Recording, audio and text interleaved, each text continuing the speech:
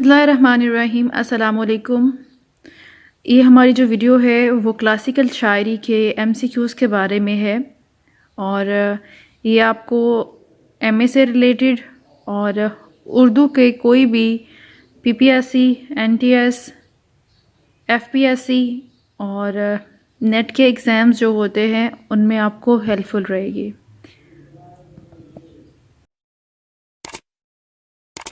ولی کا اردو شاعری میں مرتبہ، اولین معمار، دکنی دور کی شاعری قابل ذکر ہے مثنوی نگاری سے۔ ولی دکنی سے پہلے دکنی شاعری میں غزل کے دور ملتے ہیں، دو ادوار۔ پہلے دور کے شعراء کی تعداد ہے 10، دوسرے دور کے شعراء کی تعداد ہے 14۔ امیر خسرو کس دور کے شاعر ہیں؟ پہلے دور کے۔ ولی دکنی کا اردو غزل کے حوالے سے کارنامہ کیا ہے؟ غزل میں تغزل کا اضافہ۔ ولی سے قبل دکن میں غزل کی عدم مقبولیت کا سبب، دکنی شعراء خارجیت کی طرف میلان رکھتے تھے۔ ولی اردو شاعری کا باوا آدم ہے، یہ رائے ہے محمد حسین آزاد کی۔ ولی دکنی کو اردو میں شعر کہنے کا مشورہ سعد اللہ گلشن نے دیا تھا۔ سفر دلی میں ولی کے ساتھ تھے شاہ ابو المعالی۔ دکنی کی غزل کا اہم موضوع ہے حسن و جمال اور حسن پرستی۔ ڈاکٹر سید عبداللہ ولی کو قرار دیتے ہیں جمال دوست شاعر۔ ولی کے متعلق ڈاکٹر عبادت بریلوی کی رائے ہے کہ وہ تھے نشاتیہ رجحان کے نمائندہ۔ ولی کی جمال پرستی سے رجحان پیدا ہوا ابتذال سے دوری کا۔ ولی کی جمال پرستی سے رجحان پیدا ہوا ابتذال سے دوری کا۔ غزل ایک داخلی صنف ہے، ولی کی غزل کو کیا کہیں گے؟ داخلیت اور خارجیت کا امتزاج۔ ولی شاعری میں فارسی شاعر ڈیش کے قریب ہیں، عراقی کے۔ ولی دکنی کا اصل نام شمس ولی اللہ۔ ولی کا ذوق حسن و جمال تھا، شستہ رفتہ۔ ولی دکنی 1668 میں پیدا ہوئے۔ ولی دکنی کی وفات 1706 کو ہوئی، اور ولی کی پیدائش کس شہر میں ہوئی؟ اورنگ آباد میں۔ ولی دکنی کہاں فوت ہوئے اور کہاں دفن ہوئے؟ احمد آباد میں۔ دکن اور شمالی ہند کی شاعری میں مشترک قدر ہے حسن پرستی۔ دکن اور شمالی ہند کی شاعری میں مشترکہ قدر ہے، وہ ہے حسن پرستی۔ ولی کو اردو شاعری کا سب سے بڑا سراپا نگار مانا جاتا ہے۔ ولی کی شعری زبان امیزہ ہے فارسی اور ہندی کا، اور حیات ولی کا اہم ترین واقعہ ہے ولی کا سفر دلی۔ ولی نے دلی کا سفر کیا 1700 میں۔ دلی میں دیوان ولی کے کیا اثرات ہوئے؟ اردو شاعری کا عام رواج ہوا۔ ولی کی وفات سفر دلی کے 7 سال بعد ہوئی۔ ولی کی شعری زبان ہے انتہائی سادہ اور سلیس۔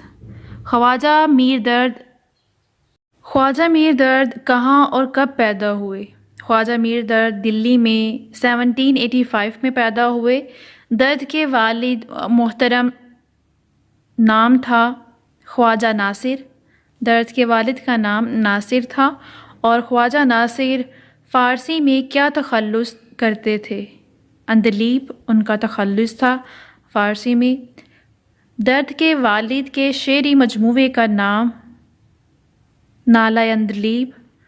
خواجہ میر درد کا آبائی ملک تھا بخارا، اور درد کا سب سے بڑا کارنامہ شاعری میں عشق حقیقی اور مجازی کا ملاپ۔ درد کے دیوان کو کہا گیا ہے سراپا انتخاب۔ درد کے خیالات میں ذات خداوندی تک رسائی ممکن ہے دل اور عشق سے۔ خواجہ میر درد کے خیال میں ذات باری کے متعلق نظریہ وحدت الوجود اور نظریہ وحدت الشہود دونوں ہی درست ہیں۔ درد کی شاعری ہے مجازی حقیقی شاعری امتزاج، یعنی کہ عشق حقیقی اور عشق مجازی کا امتزاج۔ کے خاندان میں اور کون شاعر تھا؟ چھوٹا بھائی۔ خواجہ میر درد نے کون سی ملازمت اختیار کی؟ فوج میں سپاہی مقرر ہوئے۔ درد نے سپاہی کا پیشہ کب تک نبھایا؟ مختصر عرصہ تک۔ درد نے یہ پیشہ کیوں ترک کیا؟ درویشی اور توکل کے باعث۔ شاعری کے علاوہ درد کو لگاؤ تھا موسیقی اور غنا سے۔ ہر ماہ درد کے گھر پر ڈیش کا انعقاد ہوتا، محفل سماع کا۔ اردو شاعری میں سب سے بڑے صوفی شاعر خواجہ میر درد ہیں۔ درد کے ہاں محفل سماع میں آتے تھے حاکم وقت شاہ عالم ثانی۔ آتش کا پورا نام حیدر علی، آتش کے والد کا نام علی بخش۔ حیدر علی آتش کی پیدائش 1764۔ خواجہ آتش کی پیدائش کہاں ہوئی؟ فیض آباد میں۔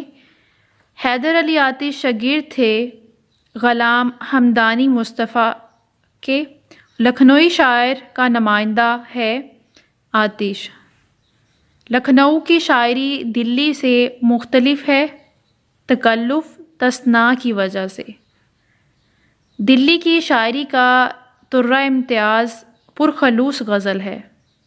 خواجہ حیدر علی آتش شاعر ہیں غرور و رجعیت پسند۔ آتش کے اسلاف رہنے والے تھے دلی کے۔ آتش فیض آباد سے لکھنؤ آئے شجاع الدولہ کے زمانے میں۔ آتش کے ہاں عمومی شعری اثر ہے، لکھنؤ کا اثر ہے ان کی شعر میں۔ اور دابستان دلی کی شعری خصوصیت ہے داخلیت۔ دابستان دلی کی شعری خصوصیت ہے داخلیت، دابستان لکھنؤ کی شعری خصوصیت ہے خارجیت۔ آتش کے ہم اثر شاعر ناسخ کا انداز شعر ہے صحت زباں۔ آتش کے حین حیات کتنے دیوان طبع ہوئے؟ 2 دیوان۔ آتش اپنے انداز شعر کے حوالے سے خود کو قرار دیتے ہیں مرثا ساز۔ آتش کے معروف شاگرد تھے انشا۔ خواجہ حیدر علی آتش کا سن وفات 1846۔ مومن خان مومن کا عہد شاعری ہے غالب ذوق کا زمانہ۔ مومن کی شاعری کا جو عہد ہے وہ غالب اور ذوق کا زمانہ ہے۔ اردو شاعری میں مومن کا مقام ممتاز حقیقت۔ مومن نے ایک دنیا پیدا کی، وہ اپنی راہ کے خود ہی راہی ہیں، یہ رائے ہے عبادت بریلوی کی۔ مومن کی غزل کا موضوع کیا ہے؟ ہجر و وصال کے قصے۔ مومن صاحب طرز اور مجتہد مانے جاتے ہیں، یہ رائے ہے قلب علی خاں فائق کی۔ مومن نے غزل کے علاوہ خامہ فرسائی کی مثنوی پر، کہ مومن نے غزل کے علاوہ مثنویاں لکھی ہیں۔ مومن خان کا سال پیدائش ہے 1800۔ مومن خان مومن کی زادگاہ دلی۔ مومن کے والد محترم کا نام غلام نبی خاں۔ مومن کے والد کا نام غلام نبی خاں۔ مومن کا خاندانی پیشہ تھا حکمت طبابت۔ اور مومن کی وفات کب ہوئی؟ 1852 میں ہوئی۔ مومن کی وفات کس طرح ہوئی؟ چھت سے گر کر۔ مومن کی وفات کے پیش گوئی کی خواجہ مومن خان نے۔ وہ نجومی بھی تھے اور علم نجوم جانتے تھے. جب وہ چھت سے گرے تھے تو انہوں نے تبھی اپنے بارے میں حساب لگا لیا تھا کہ ان کی وفات کب تک ہوگی. مومن کے اسلاف کا تعلق تھا کشمیر سے. تم میرے پاس ہوتے ہو گویا جب کوئی دوسرا نہیں ہوتا. کس شاعر نے اس شعر کے بدلے اپنا دیوان دینے کی پیشکش کی؟ مرزا غالب نے.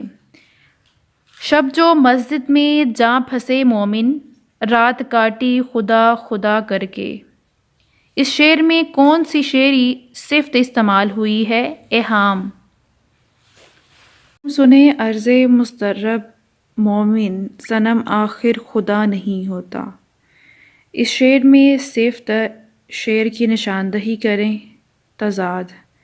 نواب مرزا داغ دہلوی کی پیدائش دلی میں ہوئی. داغ کے والد کا نام شمس الدین خان.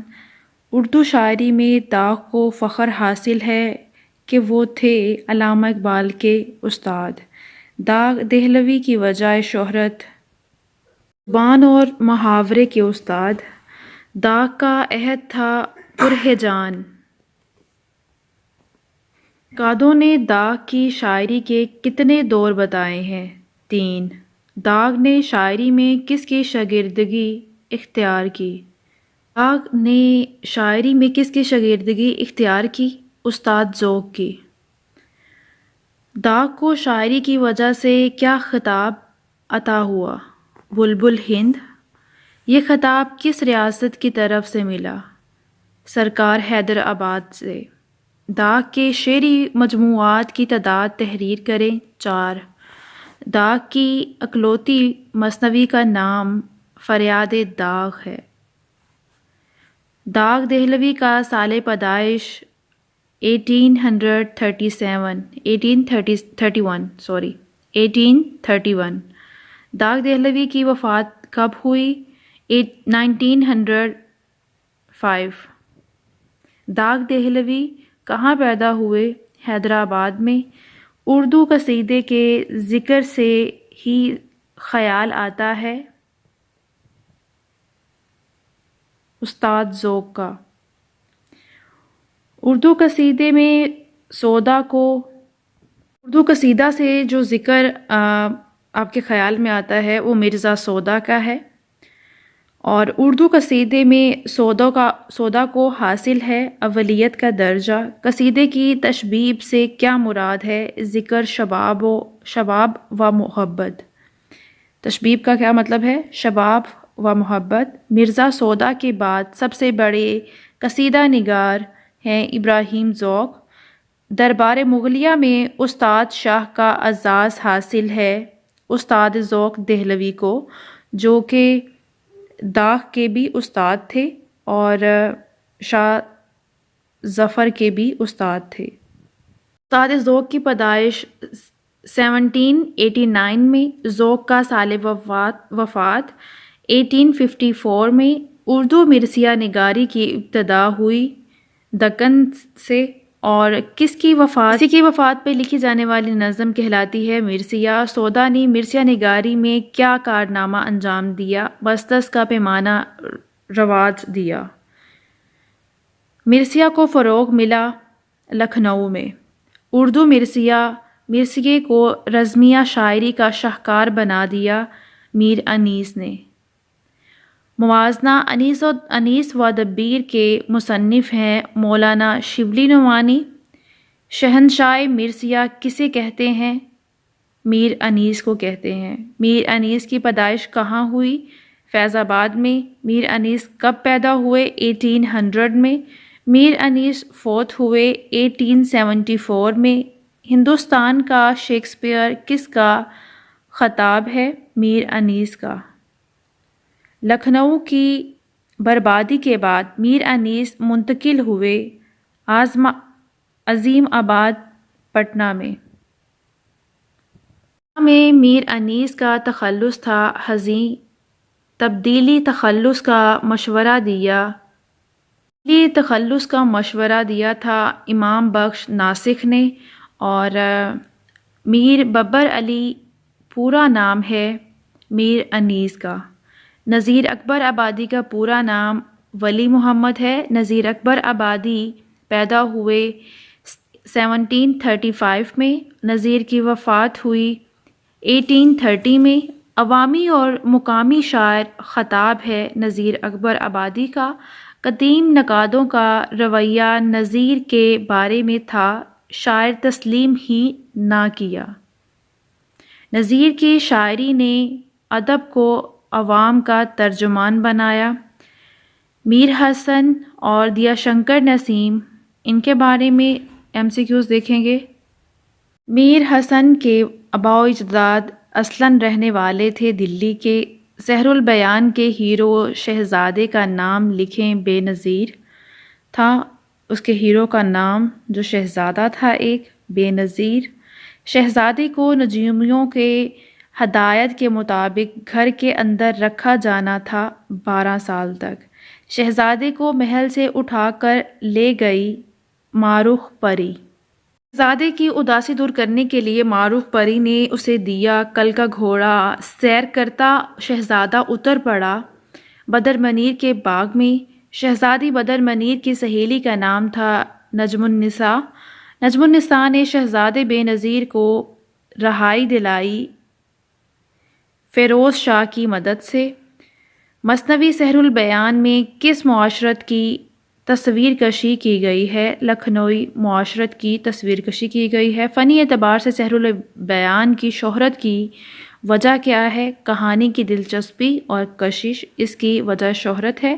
میر حسن کی پیدائش ہوئی 1741 میں اور میر حسن کی وفات ہوئی۔ میر حسن رشتے میں میر انیس کے تھے دادا۔ کیا اسے 100 سال آگے والوں کی باتیں سنائی دیتی تھیں؟ میر حسن کے متعلق یہ کس کا قول ہے؟ مولانا محمد حسین آزاد کا۔ سحر البیان میں میر حسن کا اسلوب بیان ہے سادہ اور رواں۔ سحر البیان کا سب سے بڑا جذباتی منظر کون سا ہے؟ شہزادے کے محل سے گم ہو جانے کا۔ مثنوی سحر البیان کا سب سے متحرک کردار ہے وزیر زادی نجم النساء کا۔ سحر البیان کی زبان کی روانی کے متعلق یہ کس نے لکھا ہے؟ جیسے سبزے پر آب رواں بہا جا رہا ہے، مولانا محمد حسین آزاد کا، کہ جیسے سبزے پر آب رواں بہا جا رہا ہے۔ مثنوی گلزار نسیم نمائندگی کرتی ہے دارستانی لکھنؤ کی۔ پنڈت دیا شنکر نسیم کس کے شاگرد تھے؟ خواجہ حیدر علی آتش کے۔ گلزار نسیم کا سب سے نمایاں وصف تحریر کیجیے۔ اختصار بیان۔